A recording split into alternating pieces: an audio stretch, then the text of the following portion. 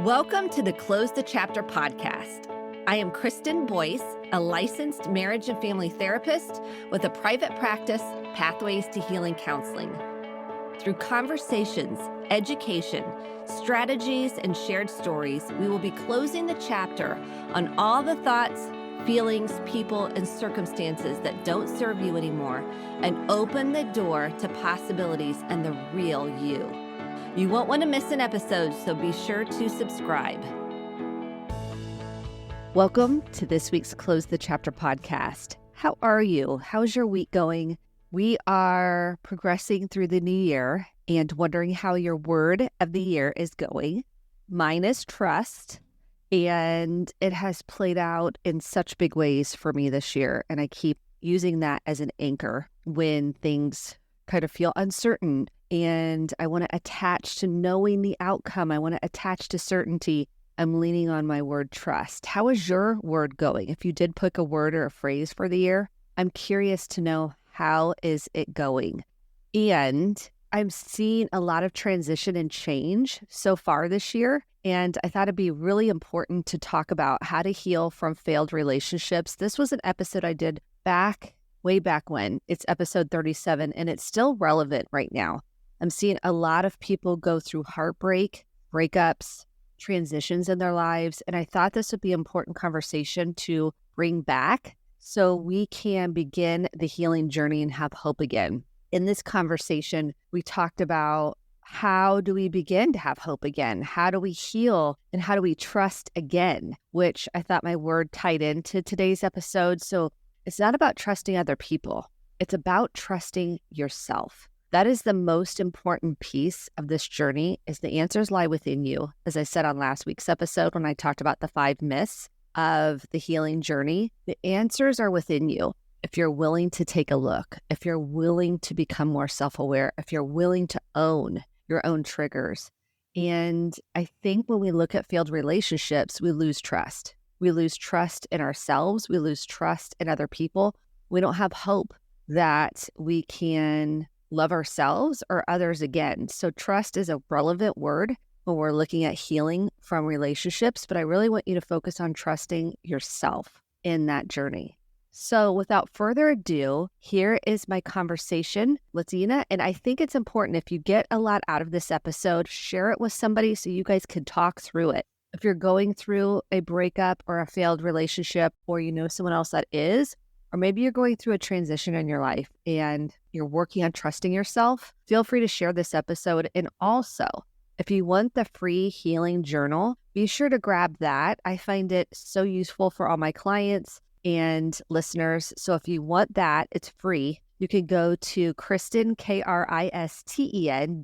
Boyce, BOICE.com/free resources. Grab that. Grab pen and paper for each of these episodes. You'll want to go back. I have so many episodes on many topics. Let me know if there's other topics you want me to talk about, and we'll program that in for future episodes. So here we go. We're going to be talking about transitions and healing from failed relationships. See you next week. I'm excited to share this week's Close the Chapter podcast episode. I just interviewed Denna Babul, and she was amazing. In Love Strong, Denna has a groundbreaking methodology that will take you through why you keep choosing the wrong guys, how those choices tie back to your family of origin, and how to shift your narrative to take your power back and learn to love strong.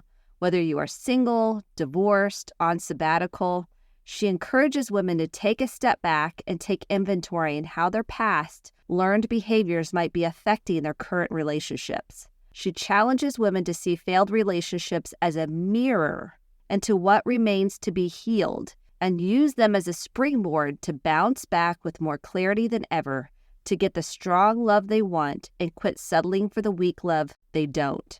I also think that her way and approach with relationships can also help men. So I don't want the men to tune this out, because I think it can be very helpful to them as well. She talks about having a fatherless upbringing.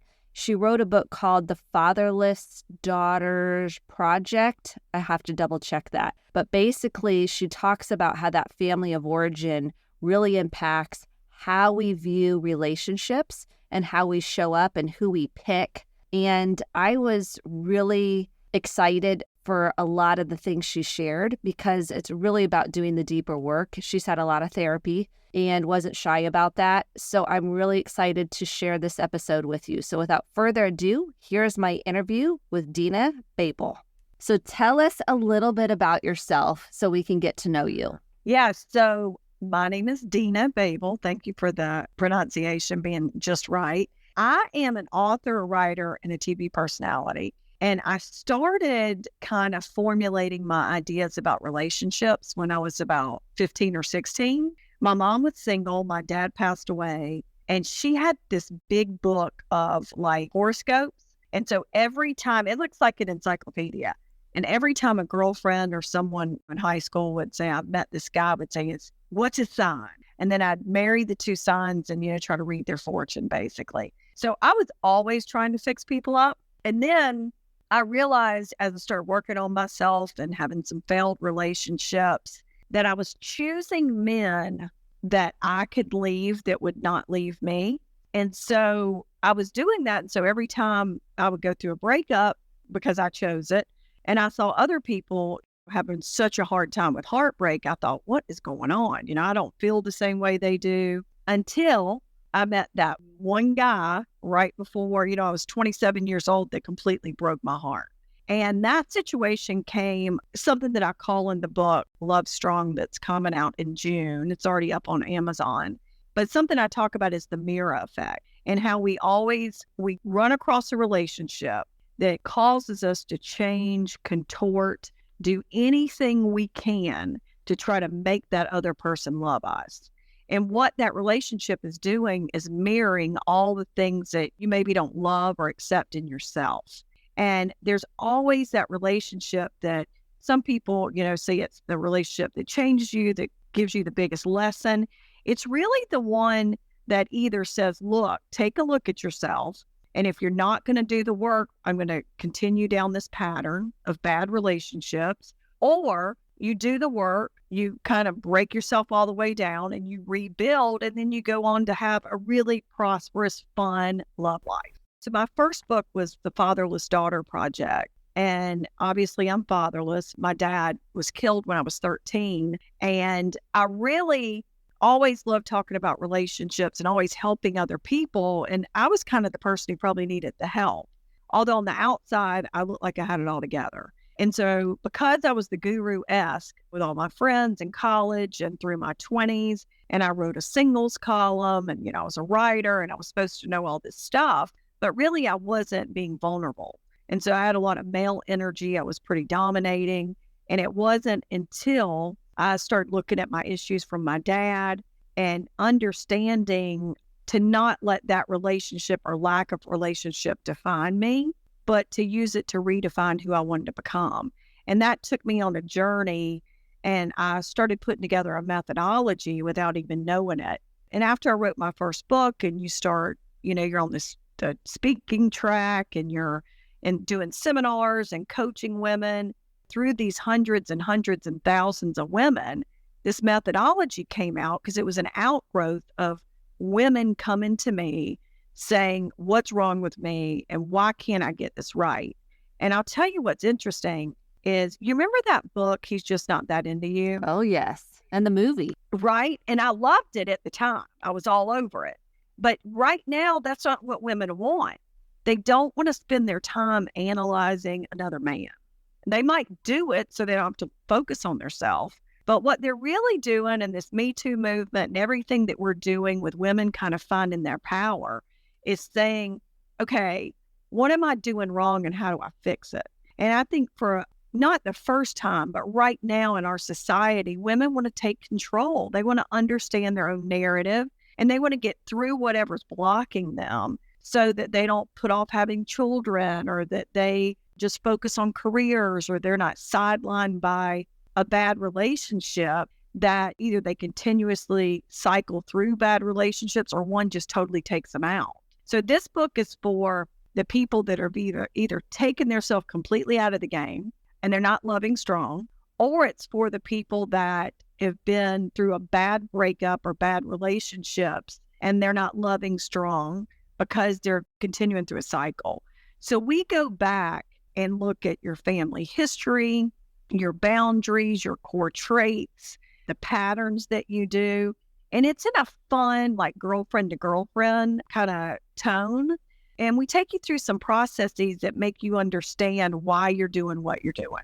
So it's really fun. It's exciting. We talk about pop culture. We also have a lot of research in the book and a lot of things that'll help you be able to pinpoint and get ahead of it versus behind it. Because a lot of times when you go through a breakup or you had a bad track record, you feel like you're coming from behind. The score is not in your favor and you're beat up or you've got all these issues or whatever's going on in your life that you can't figure out.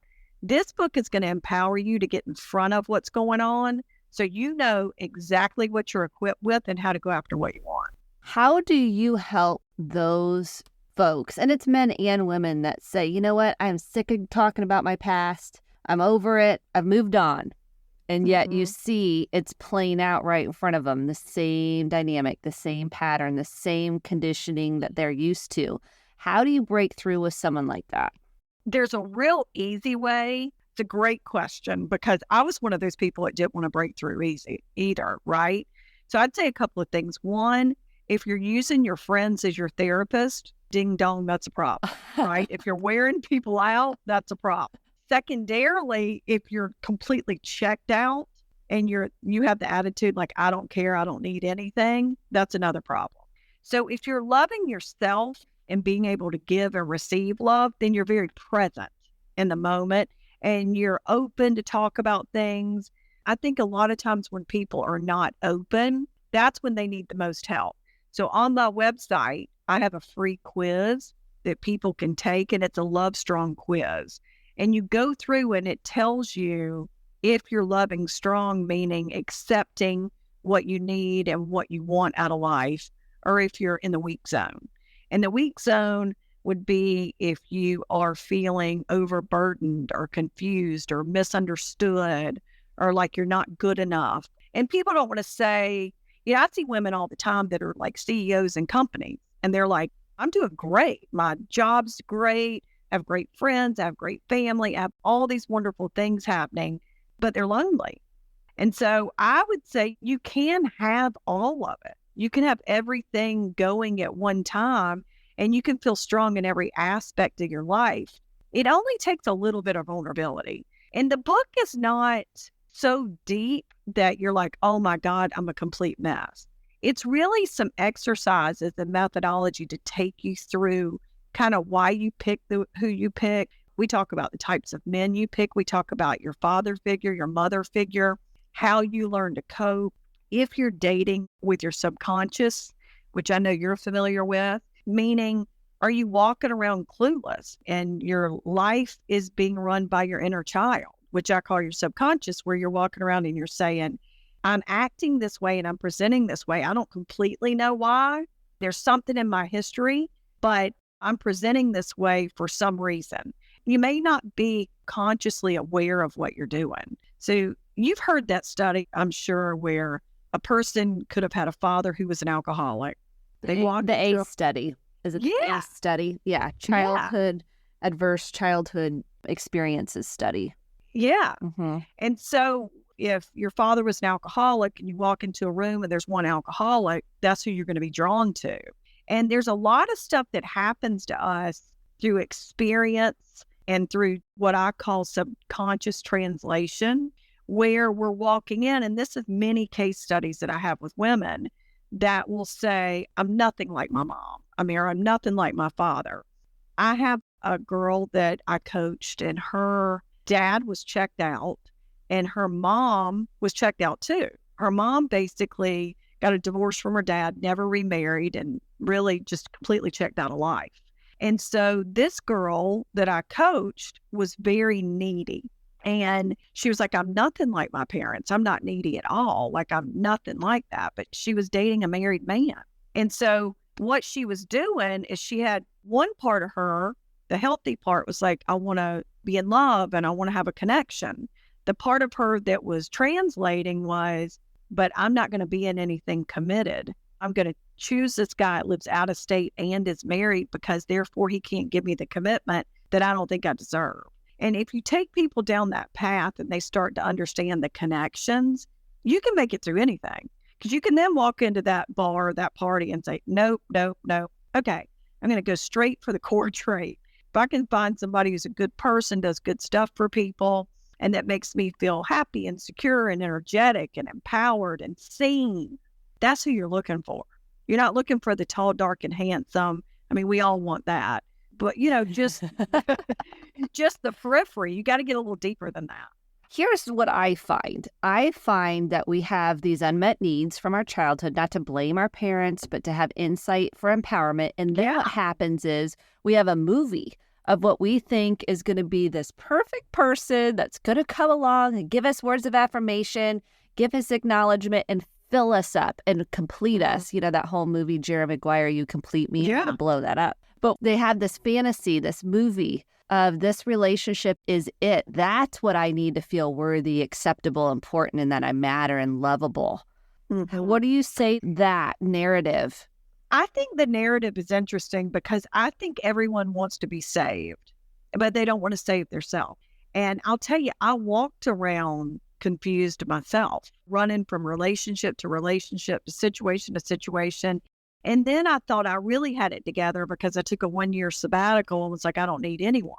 But if during that sabbatical or during that time, you're sitting in a therapist office and you're talking about another person, then you're not looking inward and doing the work for yourself. So I think when that movie reel starts, you're looking for the person that you want to see in yourself. You're looking for someone to bring you fun because you're not having fun.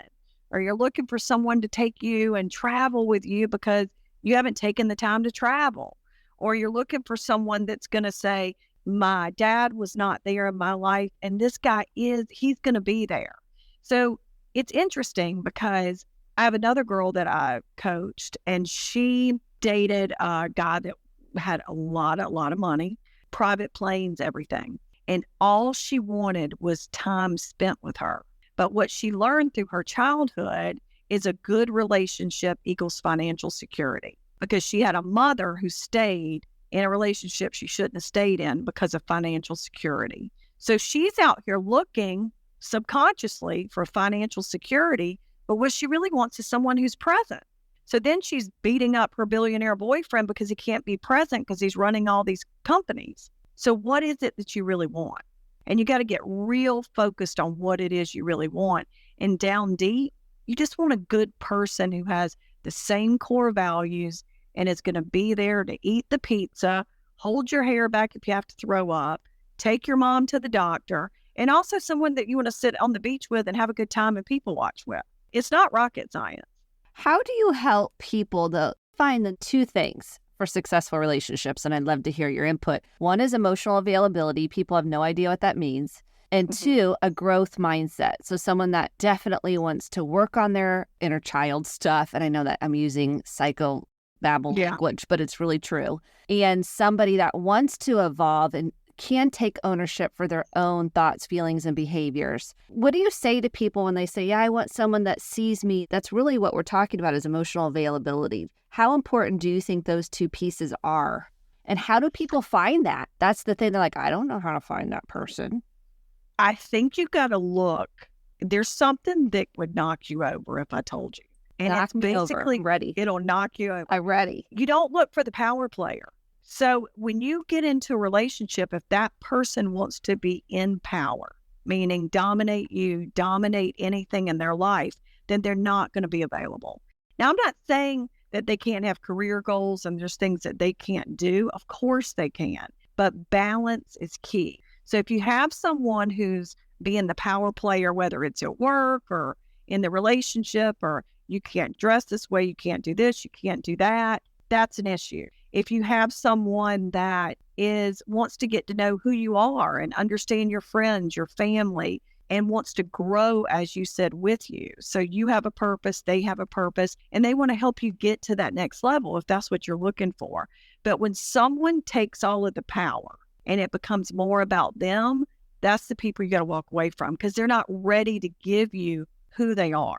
They want to take control and take over. Absolutely. I find people that think they are ugly, not smart enough, fat, unworthy, they're not lovable. They tend to think, well, that's the best I can do.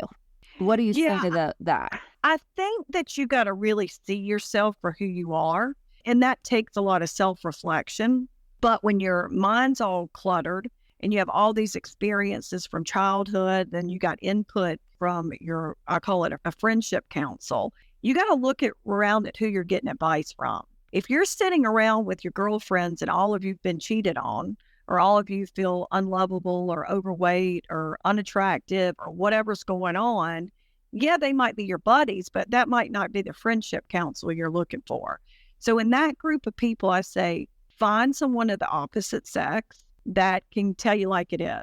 The guy's a train wreck, or he's using you, or you know what, he's a good guy, or whatever. Find someone that is a mentor, meaning they have a relationship you would like to emulate. Someone that you think is either in a marriage or a long-term relationship that you would like to aspire to be in that type of relationship. Have the friend that'll take you out of your misery and travel or do whatever you want to do. Have the girlfriend that's the listener, that's just going to go for a walk and let you vent and complain and do whatever. And then have the person that'll tell you like it is. And that's me. Like, look, girl, you're in the wrong lane. Here's what's happening. And I hate it for you, but this is what you got to do. And we all need that type of people. But if you're surrounding yourself with the same people and all the energy is low and everybody's recycling the same problems, you're not going to grow. And what do you say to people, though, that you're like, oh, these are the red flags. Do not pass go, do not collect $200. And yet they stay in it because they're afraid. So in the book, I have something called red light, green light. There we go. And it tells you if there's a red light, green light, a red flag, green flag, go.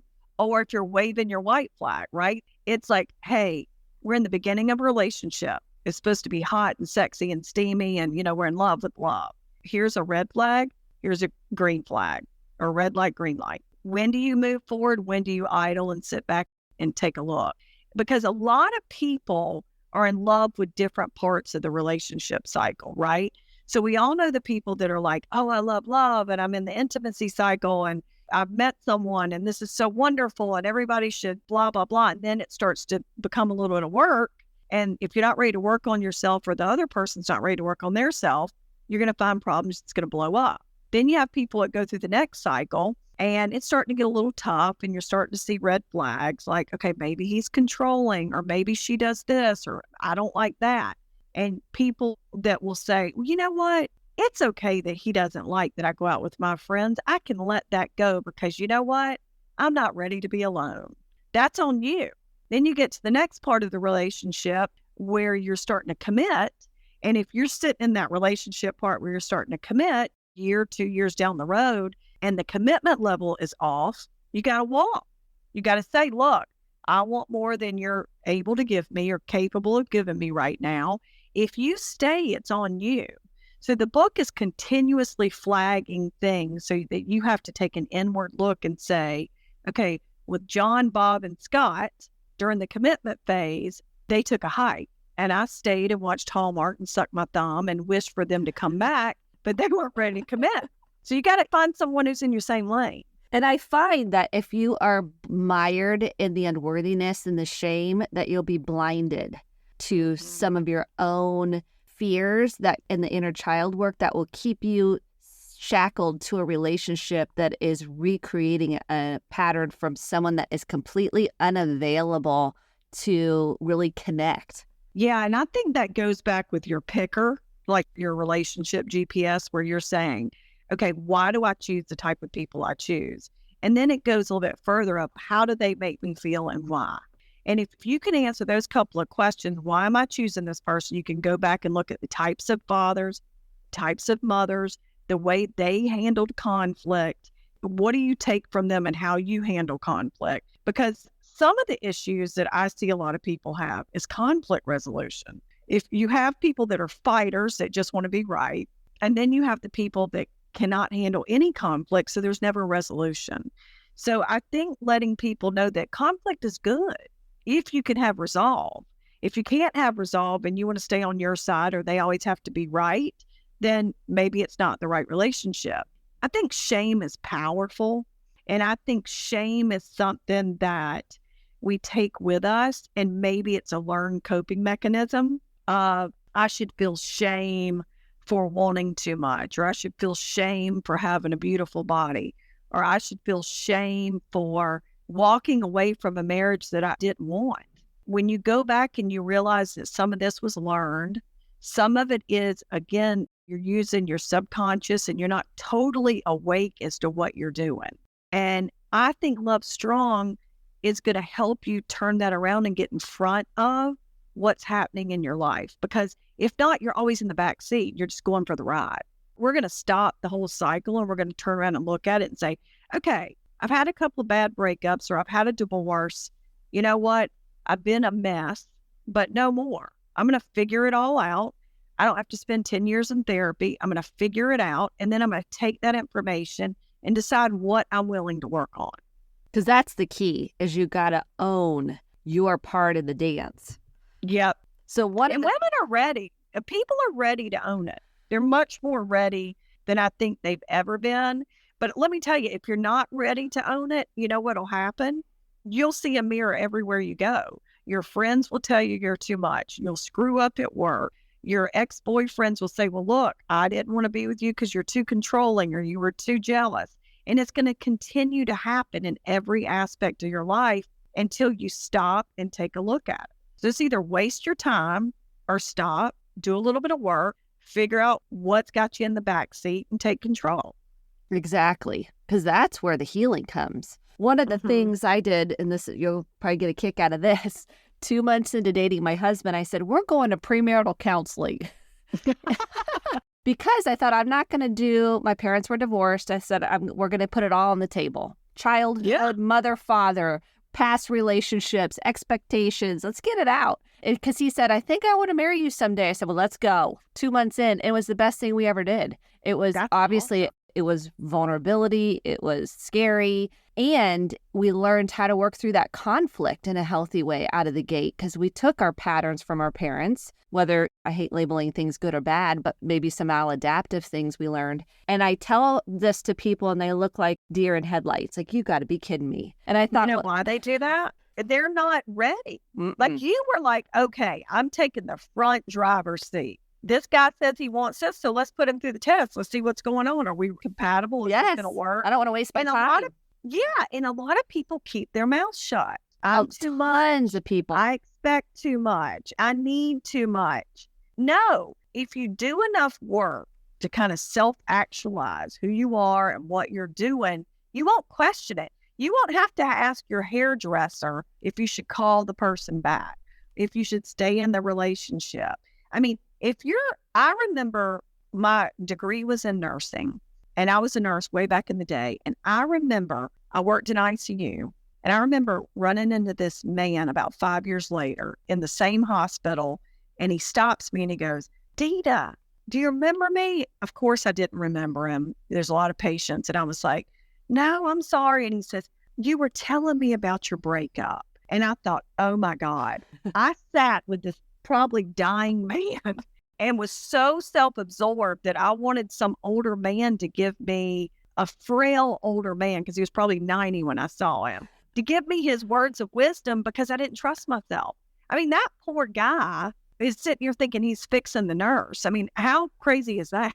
Well, it makes sense, because when we're hurting, when we feel so much pain and we're afraid and we're in that shame spiral, we're looking for somebody to help us through it. Yeah. And it's good to want help. You just can't take over and expect people to do the work that you're unwilling to do. Yes. And meet that unmet need and be the idealized parent or the idealized partner that we think we need so desperately in order to feel whole and worthy and valuable.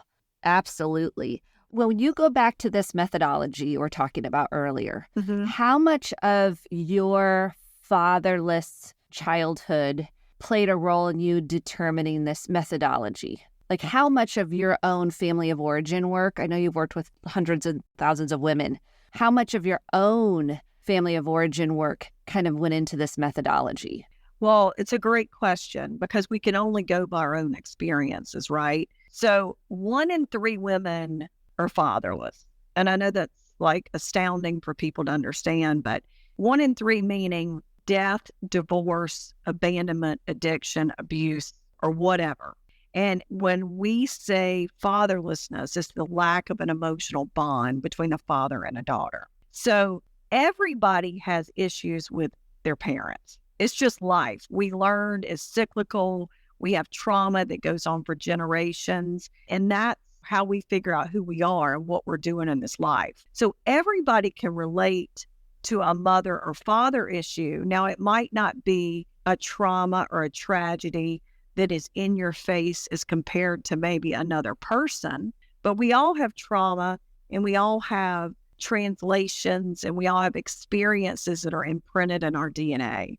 And if our parents decided to stay together because of financial means, or if our mother left our father because she cheated, or if our dad was a workaholic and was not there emotionally for the daughter, but he was there financially, you got to look at how that decorates who you go out into the universe to be and who you're going to date and who you're going to love and who you're going to let come into your life, right? So I would say the methodology started from that. And a lot of the women that I coached very early on had father issues. But what happened is I would start coaching them and they'd say, well, I have a friend, or someone would come to one of my seminars and they'd say, well, hey, I've never thought of it like this. Or let me tell you about my situation. Women just get to a point where they're like, I am sick and tired. I want to get married. I want to have children. I mean, I did not get married till I was 39 years old. I didn't have a kid till I was 40 and another one at 42. And you know why? I had raging commitment issues. And I had raging commitment issues because I didn't want to screw up. So I took myself completely out. And I said, you know what? I'm going to make sure that I don't screw up again. I'm going to go work on myself. And then I'm going to get back out there. And that was through many screw ups before I got there. And the guy that was my biggest challenge in life, that when I look back on that relationship, he should have run for the hills. I mean, I was trying to settle him down in my 20s and let him fix me and check the box. And that's not where I was supposed to be. I didn't even know who I was. I didn't even know really what I wanted. So I think the methodology goes back and can speak to any woman that is looking for love, that needs to change the narrative in her mind of, I'm not worthy, I'm not lovable, I got commitment issues, my parents did this, I'm not supposed to do that, or whatever's playing out in your mind, because what goes between our ears is a lot harsher than what the outside is telling us. And if you can fix the inside to say, oh, I'm not so bad, here's why I did it, that makes complete sense now. And then you can say, you know what? I've looked at it. I've challenged it. I know what I want to do with it. I know how I'm going to take it out into the world. It has no control over you anymore. All the power's gone and you get back in the driver's seat. It's really simple if you're ready, but you got to be ready. That's the key piece. You got to be ready. One of the things I also think is at the root of a lot of people's fear is abandonment and rejection. Like you said, it's like an all or nothing. And I think at the root of a lot of family of origin is feeling of emotional abandonment, if not physical abandonment, from one or both parents. Mm-hmm. And then they are afraid to recreate that same feeling, or they don't want to go through that pain and a sense of rejection. How do you help people on a practical level really work through that fear of abandonment and rejection? I think you got to call a spade, right? And I think you've got to go back and do a little bit of relationship history. So we talk about in the book, or I keep saying we, but I talk about the book, your relationship story. So you start going through, you get your parents' relationship story. So you get your mother's relationship story, your father's relationship story. Now, maybe you can't get the full story. You get enough information that you try to write the story for them. And you look at their fears and their insecurities and the things that may have held them back and the why they made each move. Almost like you're going through a relationship resume. Okay. Why did I break up with Steve and then end up with John? Why did I go from John to Chris? And what happened with Chris to get to this person, right? And you kind of do the same thing and you go through and just like you'd ask someone a job, why did you quit? What was good? What was bad? What happened? It's the same thing, right? And anyone that is dealing with abandonment is going to walk into a relationship where they'll get abandoned. I mean, that's just the way it is. And you're going to do that until you recognize the sign. Hey, I'm walking into a relationship with a guy that's in a band that travels 300 days out of the year. I'm going to be abandoned. I'm going to feel abandonment. This is what's going to happen. Whereas you might say, you know what? I've been a pharmaceutical route. He seems a little boring, but I'll see him Monday through Friday. I'm not saying that's who you marry, but you get what you need. A lot of times, even with me, I think you can sensationalize situations, especially after trauma, where you go out and you're like, I need fun and excitement to feel love. And the truth is, you want ebbs and flows, and you want someone who's going to drop you like a hot potato so you can feel alive, because that's how you felt in your childhood. And that is crazy. So you can feel just as alive and just as excited with a man that coaches baseball and tells you look beautiful and cooks a steak on a grill as you can with a guy who's jet setting around all over every kingdom come and calling you when he has a chance. And you got to choose, what is it that I want for my everyday life? And I think reframing it goes back to just changing the narrative. If you want abandonment, if you don't want abandonment and you've been abandoned, then stop going for the people that can't be there for you. And you got to take that initiative. Yeah, you got to be consistent. And having people say their behavior and what they say line up. It's integrity consistently over time. It's not you get, oh, this person this day, and then they kind of chameleon-like, and then they're this person that day. Those are ways that you'll say, okay, I already feel abandoned in that moment because who was the person yesterday? They're gone. Yeah, I was talking to, and now this person's so really noticing consistency, I think, in what they say and what they do match up. Yeah, and a lot of times people, what I find is women can't figure that out because they're trying to do the work for them. They're saying, he says that he does want to get married. He does want to get married. Now, he doesn't know if it's me, but at some point in his life, he wants to get married. Well, why can't you say it's her? You might want to say, I want to wait until I finish this part of my career or whatever you want to do, but you should be able to know within a certain time frame, I would say within 6 months to a year, this is someone I want to spend my life with. And calling people out and saying, where are we? Let's do a little litmus test and see where we are. It's perfectly normal. I think that women walk around, they keep their mouth shut, and then they are on a pendulum swing, and they're either Pollyanna, I'm great, this is great, life's great, I love football, this is so awesome. I'm the chill girlfriend. Yeah, I'm the so easy chill. peasy. I go with the flow. And then they swing on that pendulum over to, when are you going to marry me? What's going on? Am I not good enough? If you keep your mouth shut, that's what's going to happen. It's okay to speak up. That's the one thing I work with people consistently. They're afraid even to know the answer. So they're afraid to ask because they don't really want to know. They do, but they don't. That part of them that's scared says, ooh, don't ask, because then what if they do? What if they are going to leave? I think it starts with knowing your identity and knowing who you are and what you stand for. Because if you don't have your identity, then you can't shape your purpose and you don't know your goal. So if your identity is, you know what, I'm lovable, I'd like to get married, I'd like to have kids, okay? And then you walk in and say, okay, I'm going to hang out with this guy that just got out of a relationship, said he never wants to be in another relationship, he just wants to have fun, but I'm going to change him. Then your purpose and your identity aren't lining up with what you say your long-term goal is, right? So I think if you want fun, you go for fun. If you want longevity, you go for longevity. But you got to be honest, because your purpose guides your value. And if you don't know your identity, you're not going to know your purpose, and you're not going to understand your value, right? So all of it lines up, and then your value determines your priorities and how you put yourself out there, what you do with your time. And if your priorities aren't straight, meaning I'm going to go out with the guy that says that he doesn't want a long-term relationship, but I'm going to make sure. So I'm going to waste another 2 years of my fresh eggs on this guy that doesn't know what he wants. And once your priorities are implemented, you'll reach your goal. So if you go out with a guy and you're having fun and you go, you know what, this guy has no chance of getting married. You got to check your priorities. Okay, I want to get married. I want to have kids.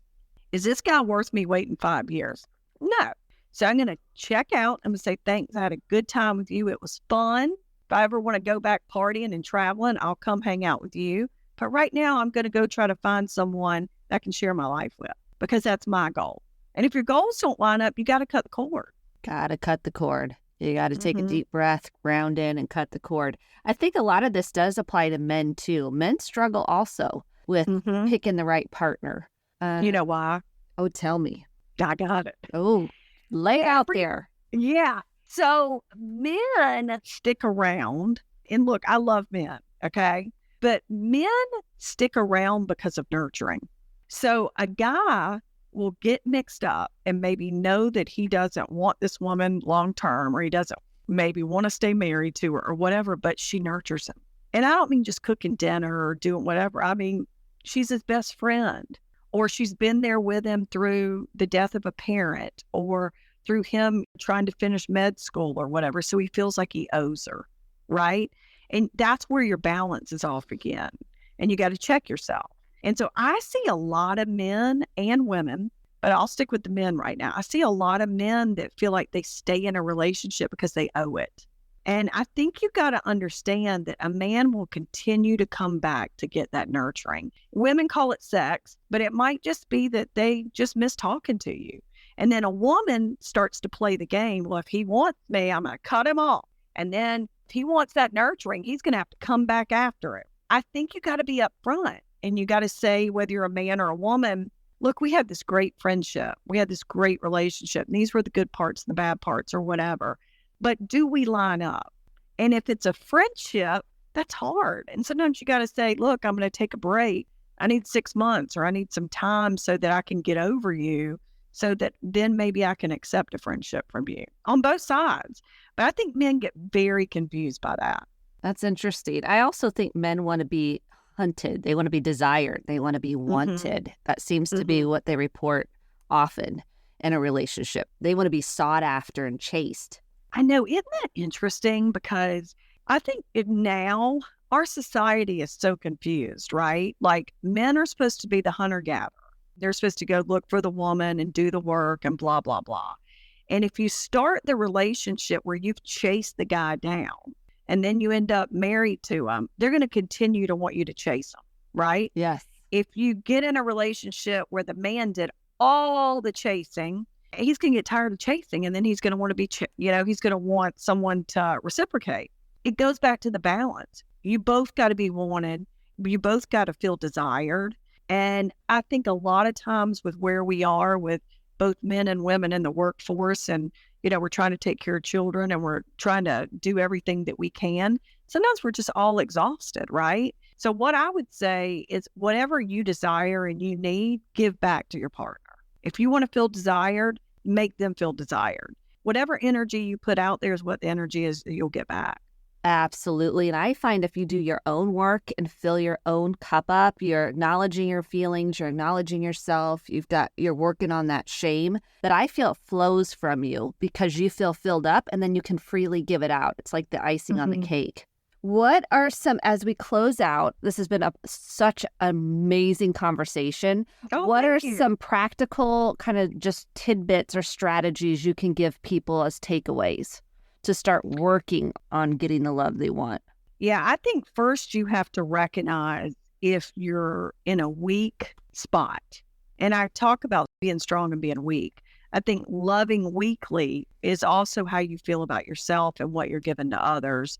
And then loving strong is when you're in your best case scenario and you're feeling empowered and energetic and like you're in your zone. So the takeaway would be, if you feel in your own life, whether you're single, whatever your relationship status is, if you feel lack of energy, if you feel shame, if you feel confused or misunderstood or judged, whether you're judging yourself or you feel like people are misunderstanding you, then you're not in your best zone. You're, sitting in the back seat, and you've not been in a place to either get the love you want or give it out.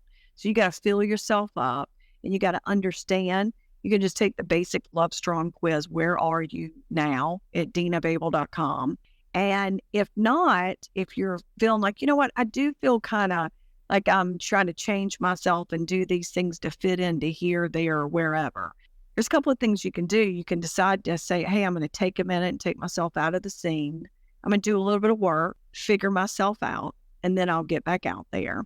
and you just understand what it is that you're missing out on. Because you should never walk around feeling confused, misunderstood, judged, lack of power, and lack of control.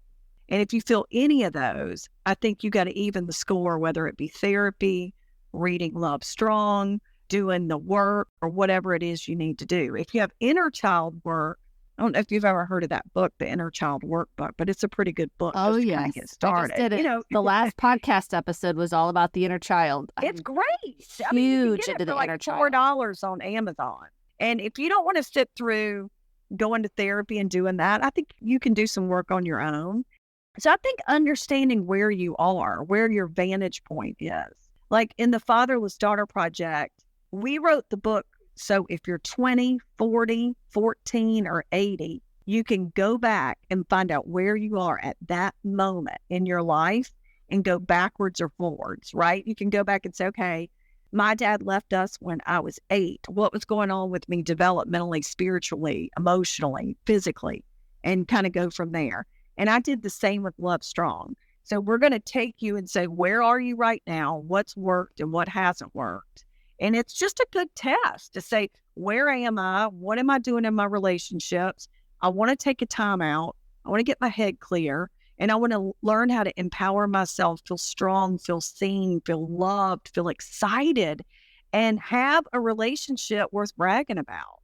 And I know that sounds corny, but I talk about my husband all the time, what a great guy he is, what a great father he is. And it's not an act. Yes. He really is. And I think that when you know that with every part of who you are, that you're in a good centered relationship, you just want everyone else to feel it. Absolutely. I'm in the same kind of relationship, and I agree wholeheartedly.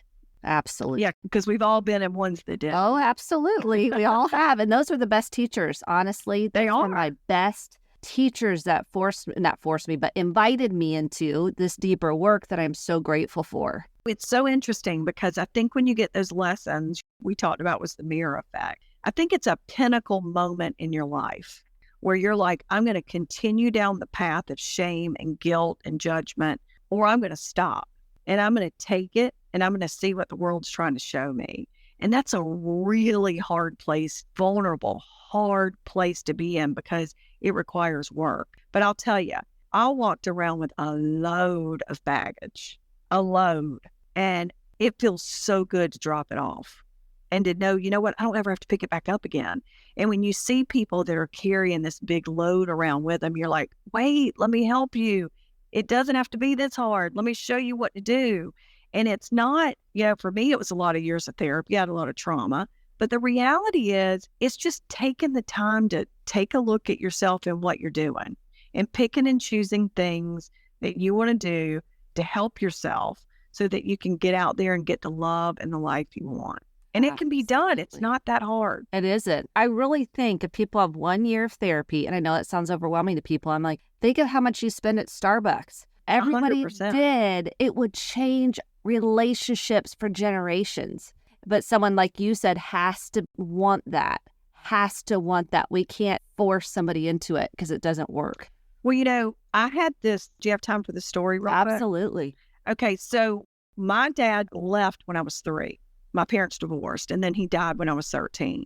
I had this, I call age matching in the Fatherless Daughter Project moment where my daughter was 3 years old, and I thought I was healed and happy. My daughter was 3 years old, and my husband drove up, and my front door has glass in it. And I saw her run across the room and go, Daddy, Daddy, Daddy's home. And I almost crumbled. Mm-hmm. And I thought, oh my God, how about if he doesn't come home one day? Or how about if something happens to him? And it was that moment where you're like, I have got to make sure that she feels healthy and strong and secure and loved and how to give love and receive love. And had I had kids when I was younger, I would have taught my daughter how to be a really strong male figure. Mm-hmm. I would have taught her how to not put up with anything, how to play games, and how to take control and all these things, but I wouldn't taught her how to love. And love requires you to be vulnerable. And that moment in my life watching her and the vulnerability that she had that, you know what, my dad's here and life's going to be wonderful now because he walked in the door. That's your approach with love and relationships. that someone's going to come in and get through this life with you and show you the wonderful sides of love and intimacy. And if you're not ready for it because you've been beat up or gone through trauma or issues, I'm sad for you, because that's what life is meant to be. It's hard enough to get through the trials and tribulations of work and sickness and all the things that come.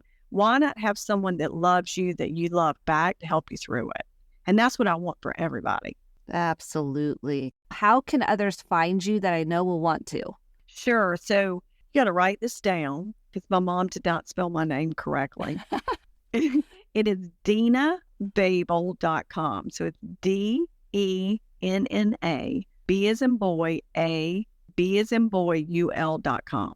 And DennaBabul.com, or just go to Amazon and look up Denna Babul and my books will show up. But we're doing exciting stuff. We got a lot of giveaways on the website, because I want women to go to my website and feel something immediately. So there's a video. I give away a chapter of the book. I do a quiz and all that good stuff. I'm on TV every week on NBC, but it's in Atlanta, where I'm a relationship panelist. I have a podcast called Keeping It Real with Denna. Lots going on out there, and I'm just here to help in any way that I can. And I'm so excited and grateful for you too. It sounds like we could go have a glass of wine and really enjoy ourselves. We could totally connect. I mean, we've got all the inner child language and all the self-work we've done is awesome. Thank you so much for listening to the Close the Chapter podcast.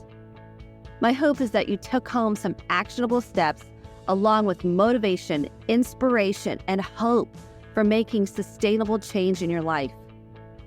If you enjoyed this episode, click the subscribe button to be sure to get the updated episodes every week, and share with a friend or a family member.